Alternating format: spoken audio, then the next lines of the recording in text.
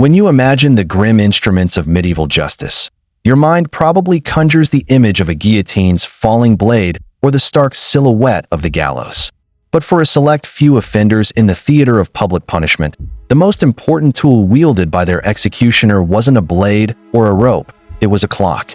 In this world, the objective wasn't merely to extinguish a life. It was an art form dedicated to stretching every final second into a perceived eternity of suffering. And for those deemed guilty of the most insidious crimes, that eternity began submerged in a cauldron of boiling liquid. This wasn't some myth, a ghost story told around a fire, or a forgotten, grim fairy tale. This was a real, state-sanctioned method of execution. It was a punishment engineered with meticulous, cold-blooded intent to be one of the worst ways a human being could possibly die. In an era already infamous for its spectacular brutality, the act of being boiled alive stood out as a uniquely horrifying spectacle. It was justice reimagined as performance art, where the headline act was pain, the stage was a public square, and the entire kingdom was invited to bear witness. This was a visceral warning, a lesson written not in ink, but in agony. The year is 1531. In the heart of London, a crowd gathers at Smithfield, a space more commonly known for its bustling livestock markets and summer fairs. But today, the air is thick with a different energy, a grim cocktail of fear, righteous fury, and morbid curiosity. They aren't here for a market day or a festive joust. They are here to witness an execution, the likes of which almost no one has ever seen before. At the center of the square, a massive iron cauldron steams ominously over a specially prepared fire. In chains beside it stands a man named Richard Roose. Roose was not a treasonous nobleman, a captured enemy of the state, or a dangerous rebel. He was a cook in the household of the powerful Bishop of Rochester, John Fisher. His crime was as intimate as it was terrifying. He had allegedly poisoned a batch of porridge, or pottage, intended for the bishop's household. While the bishop himself abstained from the meal that day and was spared, 17 members of his household fell violently ill, and 2 of them, a gentleman and a poor widow who received charity from the kitchen, died from the poison. For this act, King Henry VIII, a monarch famously and perhaps rightly terrified of being assassinated by poison, had a brand new law rushed through Parliament with vengeful haste. The Act for Poisoning, passed in 1531, retroactively redefined murder by poison, elevating it from a common felony to a special category of high treason. And the punishment it prescribed was designed to be both symbolic and uniquely terrifying. For slowly and secretly corrupting his victims' bodies from within, Richard Roose was to be slowly and publicly cooked from the outside. On April 15, 1532, he was brought to the Cauldron at Smithfield. Eyewitnesses and contemporary chroniclers recorded the horrific scene. Roose was bound in chains, attached to a gibbet-like contraption with a pulley, and then repeatedly lowered into the violently boiling water. A chronicler of the time wrote that he roared mighty loud, his screams of agony so profound and chilling that several pregnant women in the crowd were said to have fallen ill and were carried away, half dead from the shock. Unlike a swift beheading, this was a slow, deliberate process. It took him 2 agonizing hours to die. This wasn't merely justice. It was a horrifying, personalized message sent directly from a furious king to anyone who might ever contemplate such a covert and cowardly crime. Execution by boiling was a rare, but terrifyingly real, thread in the blood-soaked tapestry of European justice. While we more commonly associate the era with hangings, beheadings, and burning at the stake, boiling was often reserved for crimes that were perceived as especially deceptive, corrupt, or unnatural. In parts of Germany and the broader Holy Roman Empire, it was a punishment specifically designated for coin counterfeiters. Those who literally cooked the books were to be cooked themselves. Records show coin forgers being boiled to death in Danzig in 1452 and Stralsund in 1471. As late as 1687, a man in Bremen was boiled in oil for assisting coin forgers in their escape. The punishment was also used for crimes that violated the most sacred social bonds.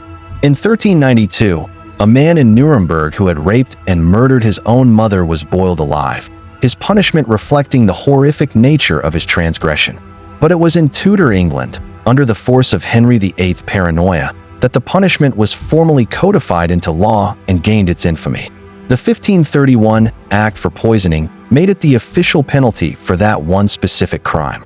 The logic behind it was a kind of terrible, poetic symmetry. A poisoner corrupts the body from the inside out, so their punishment should destroy the body from the outside in. The execution could be carried out with water, as in Roose's case, or with oil, tar, or even tallow, each liquid bringing its own unique brand of horror. The physiology of such a death is appalling to contemplate.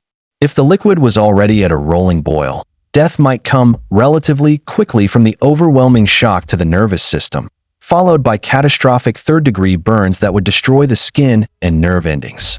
But the true sadism of the method could be unleashed if the victim was placed into a cold liquid that was then slowly heated. This method was designed to methodically prolong the agony, turning the execution into a meticulous, hours-long deconstruction of the human body. The outer layers of skin would peel away, the fat would liquefy, and the muscles would cook off the bone, all while the victim remained conscious for a significant portion of the ordeal. Richard Roose's case is the most famous, but he was not the last to suffer this fate in England. In March of 1542, a young servant woman named Margaret Davy was also boiled to death at Smithfield. Her crime was the same, poisoning her employer. These executions were never just about punishment. They were calculated performances of absolute power.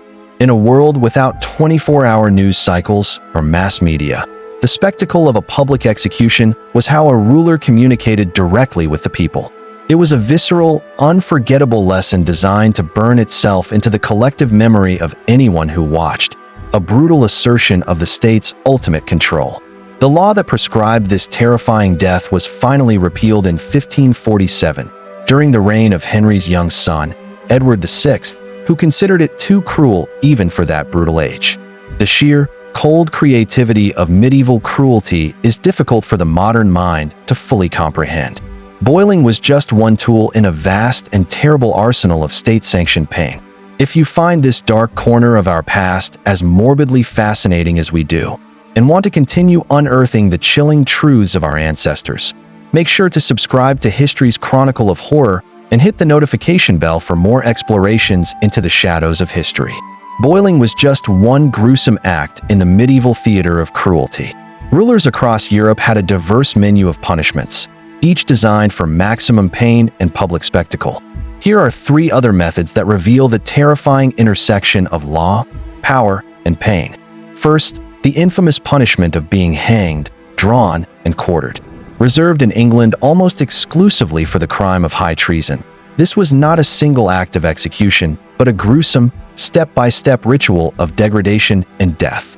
The process began with the condemned being tied to a wooden panel or hurdle and drawn by a horse through the streets to the gallows. This initial stage was a torture in itself, as the victim's body was scraped and torn along the rough, filth-strewn ground for miles. Upon arrival, they were hanged by the neck, but, and this is the crucial part, they were cut down while still alive, gasping for breath. That's when the true show began. Still conscious, the victim would be held down, castrated, and then drawn, as in disemboweled. Their organs were often thrown into a fire right before their eyes. Finally, after this unimaginable torment, they were beheaded, and their body was hacked into 4 pieces. This was the quartering.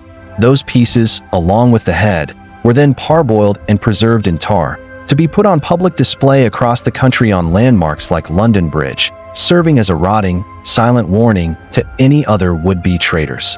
Famous victims of this sentence include the Scottish patriot William Wallace in 1305 and many of the conspirators in the Gunpowder Plot of 1605. Second on our list is the breaking wheel, also known as the Catherine wheel. Popular across continental Europe, particularly in France and the Holy Roman Empire, this was an instrument of pure, bone-shattering agony designed to prolong death for hours or even days. The victim was tied to a large wagon wheel, their arms and legs stretched out and pinned over the gaps between the spokes. The executioner then used a heavy iron bar or cudgel to systematically break their bones.